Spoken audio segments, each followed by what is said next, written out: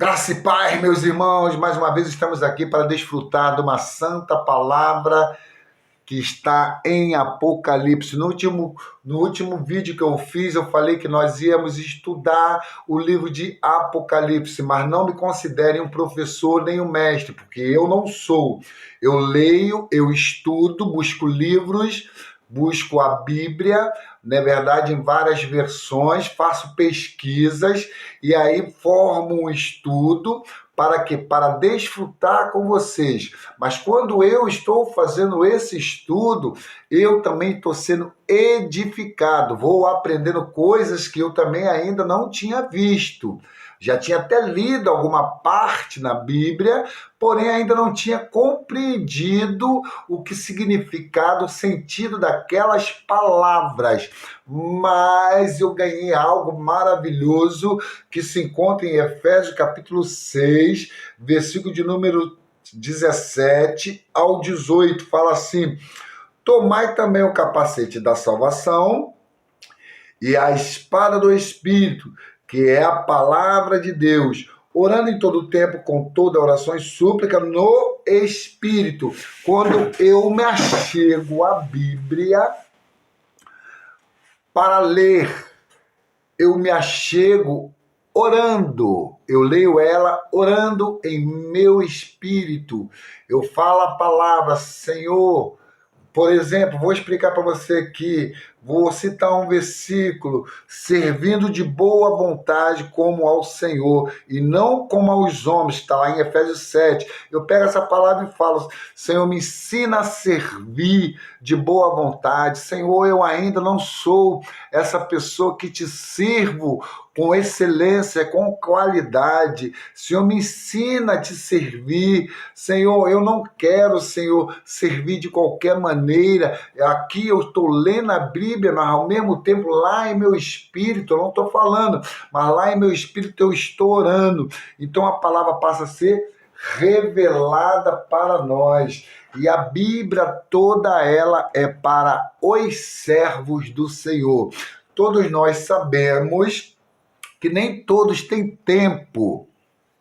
As pessoas trabalham, as pessoas estudam, fazem faculdade e não tem tempo, talvez, para fazer um curso de teologia ou um seminário. Ali, no seminário ou no curso de teologia, tem pessoas que estudaram, fizeram faculdade, são pessoas que estão totalmente preparadas para te abrir as palavras, então fica um pouco mais fácil de você compreender, porque eles são professores, eles são mestres, então você aprende com mais facilidade. Quando você vai para uma escola, você aprende na escola muito melhor do que você aprende em sua casa, porque em sua casa você está ali sozinho e às vezes você não tem ninguém para te explicar. Porém, nós não temos talvez todo esse tempo para irmos a um curso de teologia ou fazer um seminário. Mas mesmo assim, a Bíblia toda ela é inspirada por Deus, escrita por homens inspirados por Deus, para que eles pudessem revelar as palavras a cada um de nós. E quando nós limpamos o nosso coração, nós estamos qualificados para receber estas palavras. E eu quero começar aqui em Apocalipse, não vou entrar ainda nas igrejas, nas 7 igrejas da Ásia. Eu vou falar agora de quem recebeu a revelação, amém?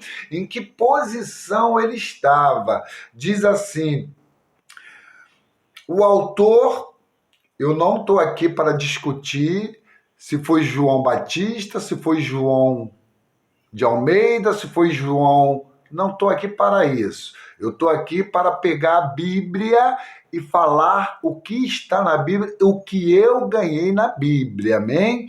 O autor, o apóstolo João. Época aproximadamente 90 anos depois de Cristo, enquanto João estava exilado na ilha de Pátimo, lugar. Ilha de Pátimo, você encontra lá no capítulo 1, versículo 9. destinatários, as 7 igrejas na Ásia, capítulo 1, versículo 4, amém? Eu vou ler aqui para vocês o que está escrito aqui na Bíblia. Revelação de Jesus Cristo, que Deus lhe deu para mostrar seus servos. Você é servo do Senhor? Então, você está enquadrado aqui. Que deu para mostrar aos seus servos as coisas que em breve devem acontecer e que ele tornou conhecida por meio de sinais, enviando-a pelo seu anjo ao seu servo João. Aqui você vê que quando ele fala que foi enviada pelo anjo ao seu servo João, não está no plural, está no singular.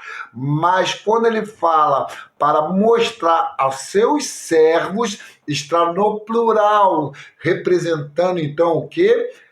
A igreja de Deus, o corpo de Cristo, todos aqueles que servem em espírito e em verdade, porque a palavra nos fala que Deus procura os verdadeiros adoradores, aqueles que adoram o Pai em espírito e em verdade. Então, essa revelação, na verdade, da parte de Jesus Cristo, na verdade, é uma revelação que era de Jesus Cristo, que Deus lhe deu para mostrar aos seus servos as coisas que em breve devem acontecer e que ele tornou conhecida por meio de sinais, enviando pelo seu anjo a seu servo João. Amém?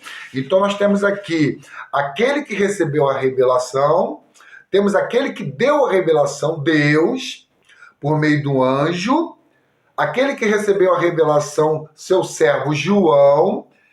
E para quem é essas revelações? Para nós que somos os servos, amém? Como o último livro da Bíblia, Apocalipse, é a conclusão, a completação, é a consumação de toda a revelação divina. A Bíblia, Apocalipse, é a consumação, a completação de toda a revelação divina, de toda a Bíblia, de Gênesis a Apocalipse.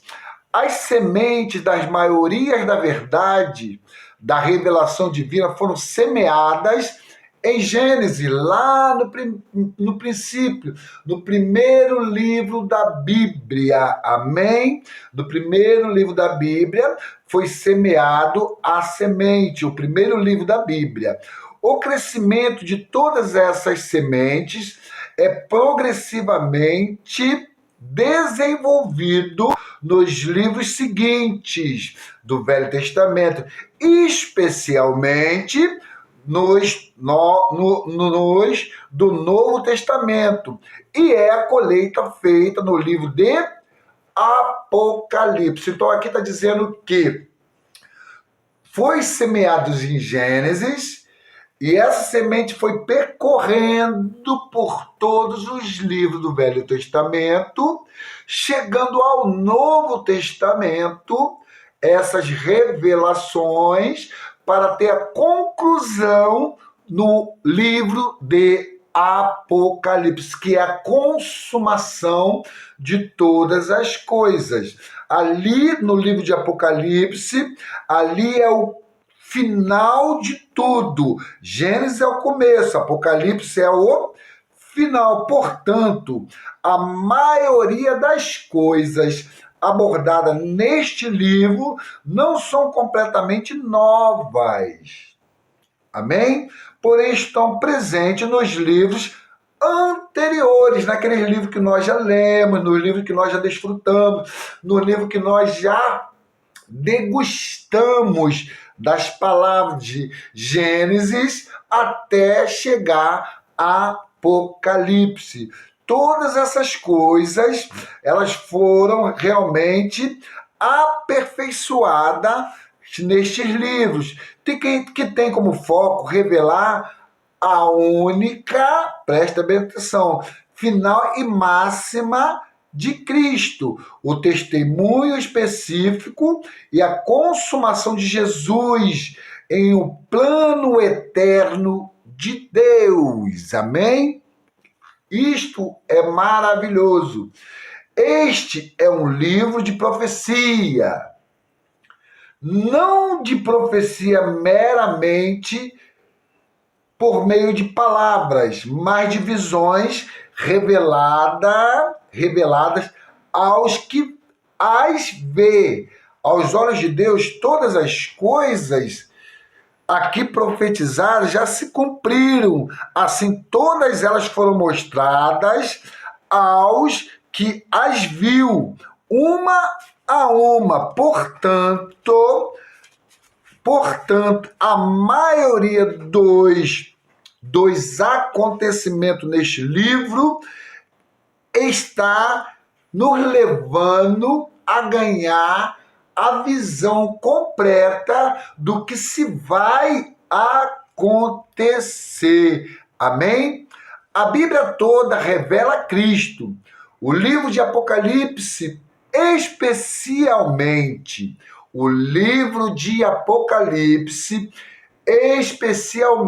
eu fiz aqui um estudo e uma sinopse, e eu estou lendo, porque eu não conseguiria gravar tudo isso, não é verdade? O livro de Apocalipse, especialmente, como conclusão, completação e consumação de toda a Bíblia, é a revelação de Jesus Cristo.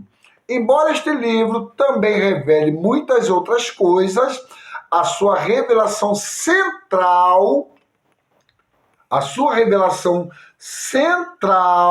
amém? Central é Cristo.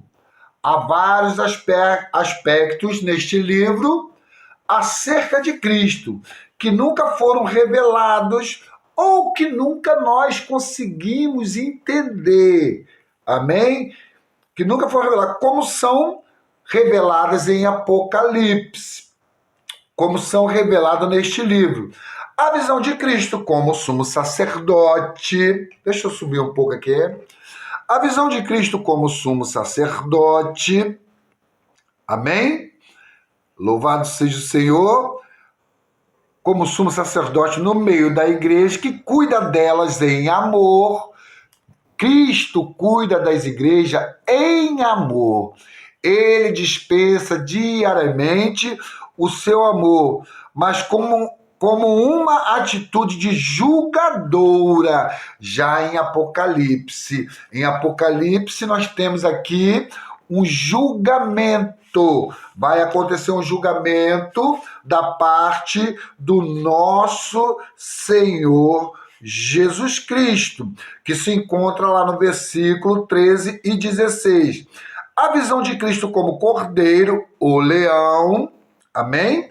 No meio do trono de Deus e dos 4 seres viventes, e no meio dos 24 anciões do universo, que abre os 7 selos do planejamento de Deus. E a visão de Cristo como o outro anjo forte que desce dos céus para tomar posse da terra. Capítulo de número 10 de Apocalipse, versículo de número 1 ao versículo de número 8. Grava bem isso. E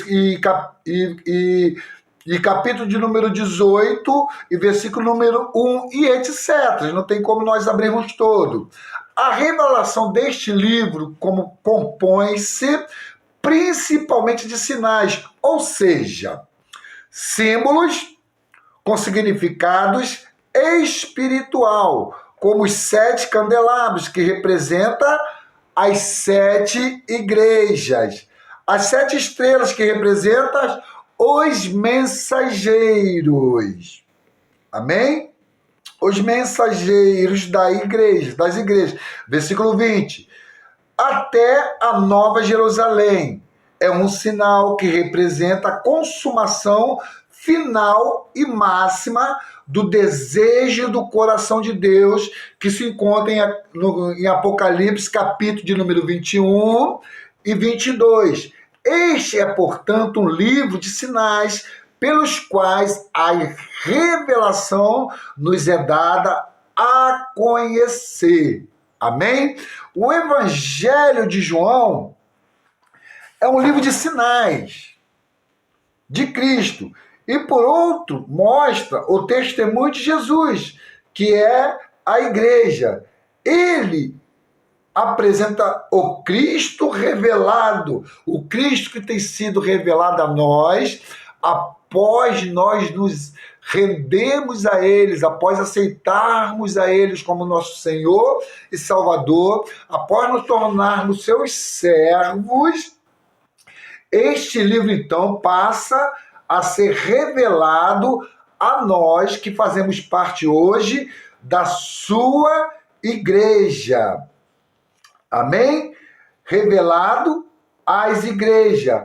Os candelabros, no capítulo 1, a grande multidão dos redimidos, no capítulo 7, a mulher resplandecente e o seu filho varão, que são todos os crentes que cresceram, que amadureceram, que se tornaram um com Cristo, como Paulo fala. Eu sofro novamente as dores de parto, está lá em Gálatas, você pode estudar. Eu sofro novamente as dores de parto, até Cristo ser formado em vós.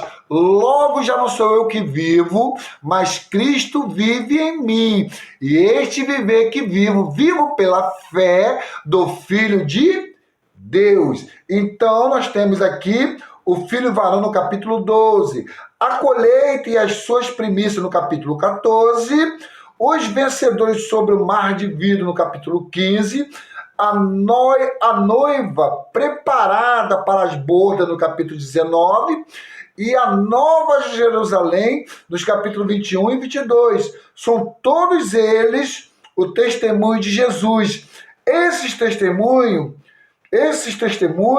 é o Espírito, a substância, a excelência, a natureza e a característica da profecia lá no capítulo 19, versículo de número 10. Então, querido, a Bíblia, ela é para nós. Se nós gastarmos tempo estudando, lendo, nós vamos entender. Capítulo 1, versículo 2, fala assim: o qual testificou a palavra de Deus. Qual é a função de nós aprendermos a Bíblia? Principalmente o livro de Apocalipse. É testificar da palavra de Deus e do testemunho de Cristo. Nós precisamos testificar da palavra de Deus, falar a palavra de Deus, ser um mensageiro da palavra de Deus e do testemunho de Cristo. Qual é esse testemunho? Que Jesus veio à terra, o Verbo se fez carne e tabernaculou entre nós, teve seu ministério de 33 anos e meio para se cumprir a profecia que está lá em Isaías, não é verdade? Ele então morreu ali na cruz. Ao morrer, ele ressuscitou ao terceiro dia, subiu aos céus, foi entronizado, exaltado, glorificado, se assentou à direita de Deus, se tornou o último Adão, porque o último Adão é espírito que dá vida, e ele então veio e entrou para dentro do nosso espírito, para dentro do nosso coração. Ao entrar para dentro do nosso coração, nós passamos a ser seus servos. Agora somos seus servos, somos seus cooperadores para levar a palavra adiante e para levar o testemunho da cruz até as pessoas. Bem-aventurado aquele que lê e bem-aventurados aqueles que ouvem as palavras da profecia e guarda as coisas nela escritas, pois o tempo está próximo. Nós devemos ler essas palavras, ganhar essas profecias e guardar essas profecias. Se nós tivermos essas palavras, tivermos essas profecias guardadas em cada um de nós estaremos preparados para o tempo que está para vir, que será a volta do Senhor. Quando o Senhor vier, ele vai vir buscar os crentes maduros, crentes crescidos, crentes que permitiram com que a vida de Deus viesse crescer em cada um deles, crentes que fizeram a obra do Senhor de maneira zelosa, sem buscar benefício para si próprio, sem buscar glória para si próprio, mas fizeram a obra do Senhor como servos, tendo o Senhor como cabeça da igreja, tendo o Senhor como a primazia. Então, todo o nosso serviço, ele deve ser encharcado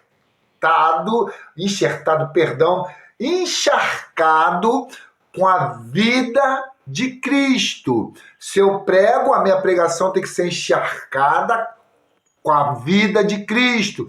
Se eu canto, a minha palavra, o meu louvor tem que ser encharcado com a vida de Cristo.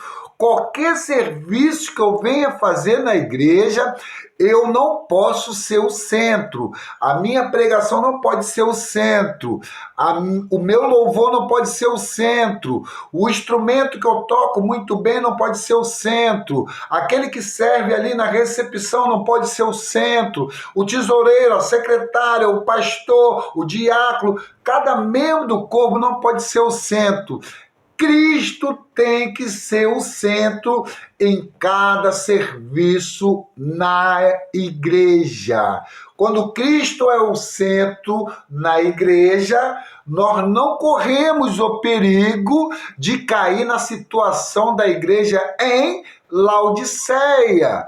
A igreja que ficou degradada, pois não dependia de Cristo, por não dependia da vida de Deus, por não dava crédito à palavra de Deus. Ela se gabava do que ela tinha riqueza, ela era cheia de virtudes, ela era cheia de atributos, mas não virtudes e atributos de Deus, mas atributos e virtudes humanas. E coisas humanas não edificam a igreja. Quando você vai fazer um bolo, se você não colocar o fermento na massa, essa massa não cresce. Ela fica uma massa bem magrinha, fica uma massa bem sequinha, bem fininha, parece uma borracha. Mas quando você coloca o fermento na massa e coloca no forno para assar, esse bolo então começa a crescer. O fermento na Bíblia tipifica o pecado, tipifica o mundo. A igreja de Laodiceia, ela tinha o quê? Este fermento do mundo. Ela estava crescida, ela estava inchada, porém ela não tinha o quê? O principal, Cristo. A vida excelente. Eles não tinham as virtudes de Cristo, eles não tinham os atributos de Cristo, porém nós hoje precisamos tomar muito cuidado, pois nós queremos ser a igreja que está sendo restaurada,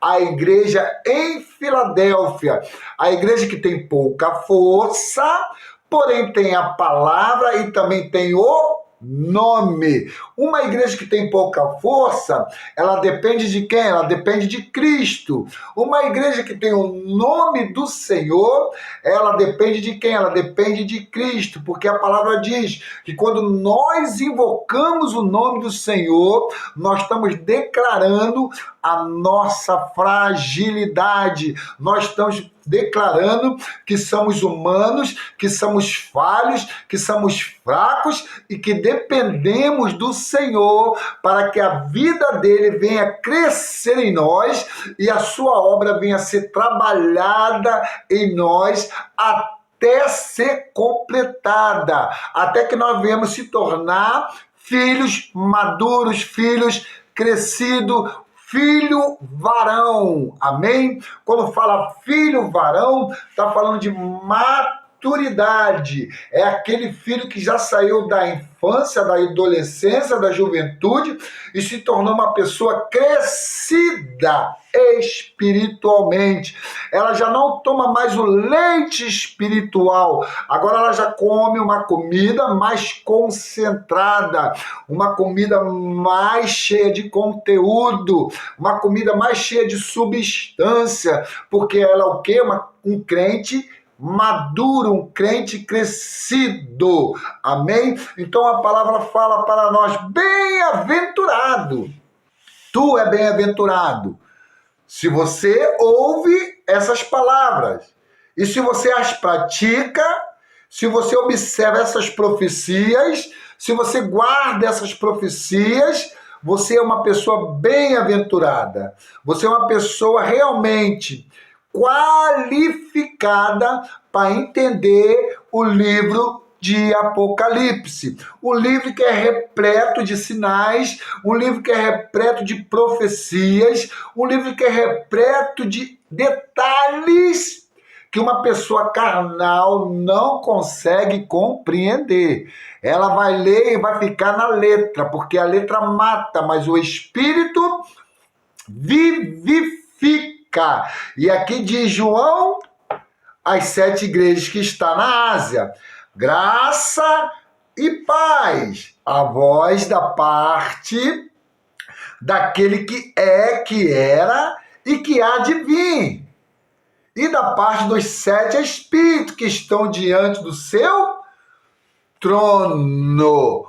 Aqui nós, no próximo estudo, vamos falar das 7 igrejas. Nós vamos abrir as 7 igrejas para vocês. Mas o que me chama a atenção é quando João fala assim, João, amém? As 7 igrejas que estão na Ásia, graça e paz. Cada uma estava em uma condição. Cada um tinha cada uma delas estava vivendo uma situação. Deixa eu ver aqui para vocês. Cada uma delas estava vivendo uma situação. Amém?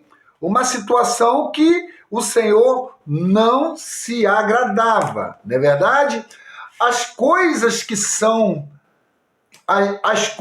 escritas às 7 igrejas locais, podemos dizer, nas cidades hoje, se encontra lá em Apocalipse, capítulo 2, versículo 1, até o capítulo 3, versículo 22. Primeiro, a igreja em Éfeso, a igreja no fim da fase inicial, a igreja em Esmirna, a igreja sob a perseguição, a igreja em Pérgamo, a igreja casada com o mundo. Olha só, uma igreja que era casada com o mundo, que também tinha um fermento. A igreja em Tiatira, a igreja em apostasia, que estava afastada, que estava longe da comunhão com Cristo, longe da comunhão com Deus. A igreja em Sardes, a igreja em reforma. Estava tendo ali uma construção nessa igreja. A igreja em Filadélfia, a igreja em restauração, que eu espero que venhamos ser nós, que estamos sendo restaurados de toda situação, de toda degradação, para que possamos nos tornar a igreja do amor fraternal.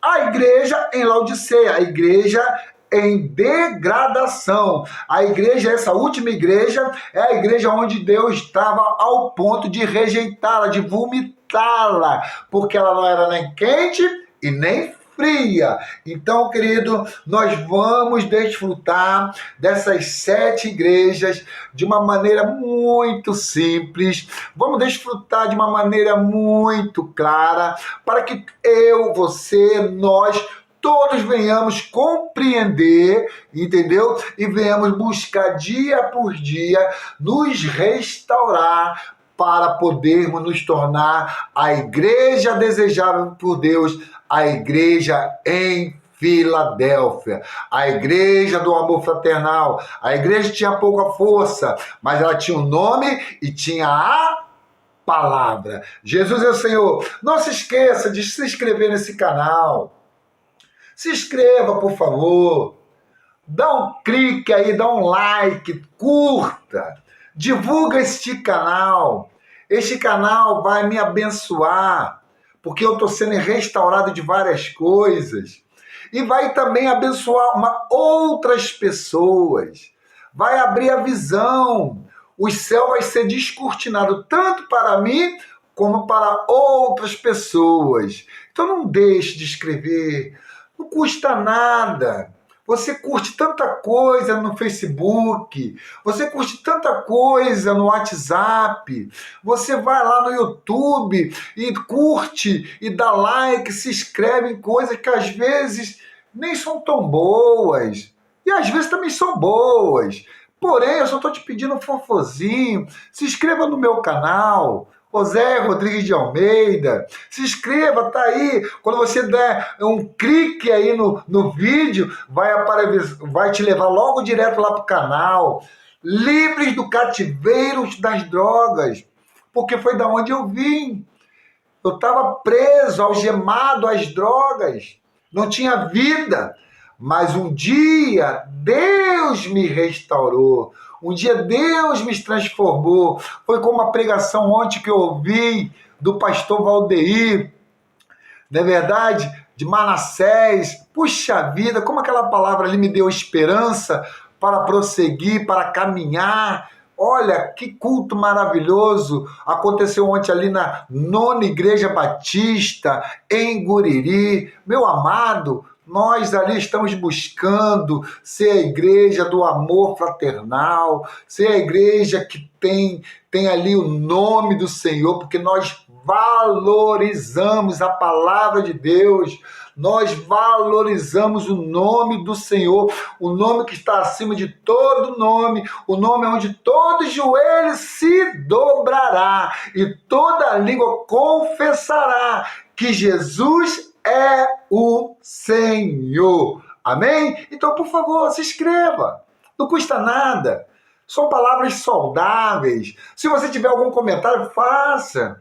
Se você não concordar com alguma coisa, também faça, que eu vou buscar estudar para ver se realmente você está com razão. E se você tiver com razão, eu vou no vídeo chegar e falar, puxa vida, aquilo que tu falou me ajudou a completar o meu estudo. Eu preciso da ajuda de vocês. Nós precisamos da ajuda um dos outros, porque somos membros um dos outros. Amém?